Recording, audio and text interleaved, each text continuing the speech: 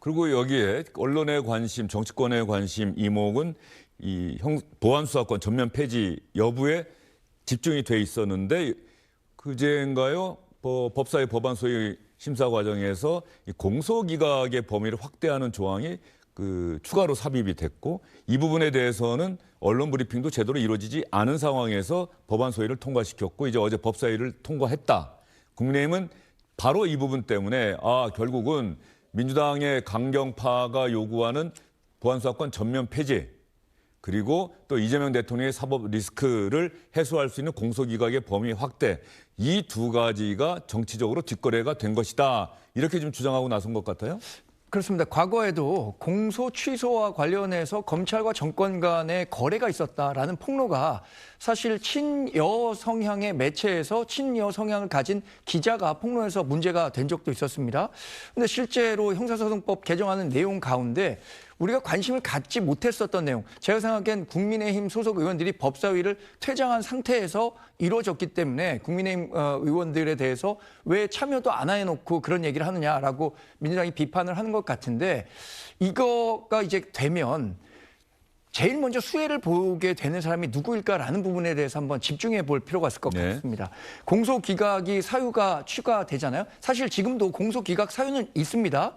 근데 지금 중대한 위법 수사라든가 현저한 일탈, 약간의 주관적 표현을 삽입함으로써 그 조항을 다시 한번 보여주면서 얘기를 해주시면 더 이해가 쉬울 것 같습니다.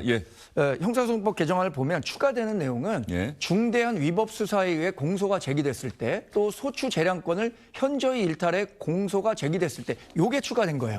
이 추가됐을 때 처음에 법이 실효돼서 적용될 때 가장 누가 먼저 수혜를 볼 수 있을까라고 하면 많은 국민들이 이재명 대통령을 생각할 겁니다. 지금 이재명 대통령에 대한 재판 5개가 헌법 84조에 따라서 중지돼 있기는 하지만 임기 후에 재판이 진행됐었을 때 예를 들어서 공소 취소도 안 되고 실제 재판이 진행됐을 때 사법부에서 저 추가된 조항을 근거로 해서 이재명 대통령 재판에 대한 공소 기각을 할 경우에 그러면 이재명 대통령 본인의 사법 리스크와 관련한 문제를 해결하기 위해서 이 조항을 넣은 거 아니냐. 이 비판 살 수밖에 없는 거거든요. 이거를 알면서도 굳이 넣은 이유가 저는 이게 있어야 이재명 대통령이 사법 리스크를 덜을 수 있기 때문이라고 판단했다고 봅니다.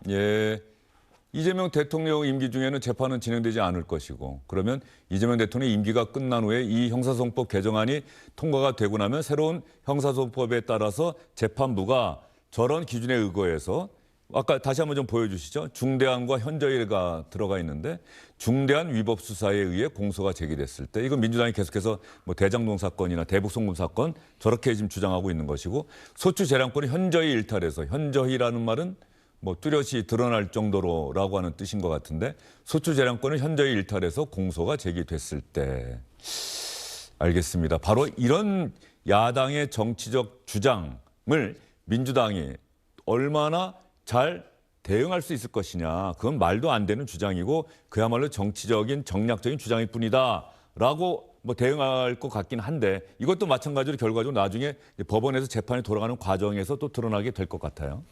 근데 지금 당의 입장은 이겁니다. 일단 이게 야밤에 갑자기 들어간 건 아니다. 그러니까 김용민 간사와 박은정 의원의 안에 이미 들어있던 내용이고요. 그래서 수차례 전체 회의나 소위를 할 때 분명히 그 회의 자료에도 김용민 의원의 안과 박은정 의원의 안이 같이 들어가 있었기 때문에 갑자기 튀어나온 건 아니다라는 얘기를 하고 있고 그리고 당의 입장은 또 이거 구체화한 거다. 라는 주장을 하고 있어요. 근데 저 개인적인 의견으로는 아까 그 기존의 안과 그 추가된 안을 보여주면 더 좋을 것 같은데 그렇게 구체성이 확대되지가 않았어요. 왜냐하면은 법률 규정을 위반하였을 때 무효가 된다. 이미 그게 있잖아요. 그러면은 위법 수사면은 그 법률 규정 위반한 거기 때문에 결국 같은 얘기입니다. 거기에 딱 3글자가 추가된 거거든요. 중대한. 근데 중대한이라는 단어가 상당히 이게 구체성이 떨어지는 단어죠. 왜냐하면 중대한이라는 3글자는 사실 우리가 대한민국에서 탄핵을 다룰 때 등장했던 단어인데요. 왜냐하면은 대한민국 헌법 65조에는 탄핵과 관련된 규정이 헌법과 법률을 위반했을 때 탄핵 소추할 수 있다. 딱 요것만 있습니다.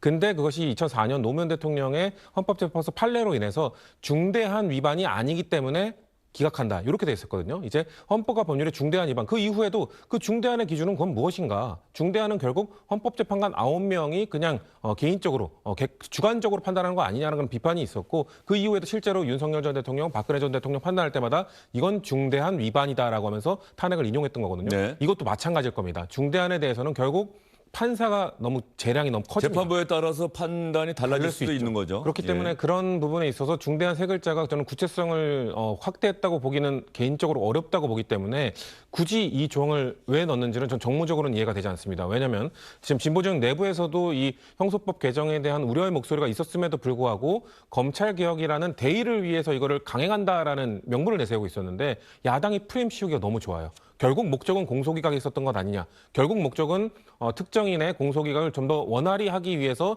이 법안을 통과시키는 것 아니냐. 이 프레임을 씌워버리면은 이거는 참 경쟁하기가 쉽지가 않습니다. 논쟁이. 그렇기 때문에 이 조항이 빠지면 검찰개혁이 완성이 안 되나요? 저는 이걸 묻고 싶어요. 그래서 사실 너무 아쉬운 부분이다. 너무 정치적 공격을 받기 너무 좋은 안을 넣어놨기 때문에 정무적 판단이 너무 아쉽다는 말씀드립니다. 성춘 부대변인은 이런 얘기를 이렇게 방송에서 공개적으로 해도 괜찮습니까? 저는 왜냐하면 이런 부분 때문에 이런 것들이 프레임으로 우리 당에게 불리하게 될 경우 오히려 우리 안에서도 이런 거에 대한 자성의 목소리가 있다. 이거를 빼고 혹시 이번에 오늘 내일 통과가 돼버리면 개정을 통해서라도 그런 의혹을 그런 오해를 그런 정치적 공격을 줄이기 위해 개정할 필요가 있다고 주장하는 게 전 우리 당을 위해서 좋다고 생각합니다. 예, 알겠습니다. 관련해서는요. 지금 민주당 내에 이렇게 성추윤 대변인처럼 양심적인 목소리를 네. 내는 사람들도 있고 지금 법무부하고 대검찰청도 개정안에 대해서 반대하고 있어요. 법무부도 이 개정안이 만들어지면 재판 지연 등의 부작용이 무척 클 것이다라고 얘기하고 있고 검찰 쪽에서도 이렇게 되면 현저하다는 판단, 중대하다는 판단 이게 재판부별로 명확한 기준을 마련해 주지 않기 때문에 악용될 수 있다는 거죠. 그 악용이 특정인의 그 사법 리스크를 덜어주기 위한 방식으로 활용된다면 그건 당연히 국민들이 문제 제기해야 되는 내용일 거라고 생각합니다. 예.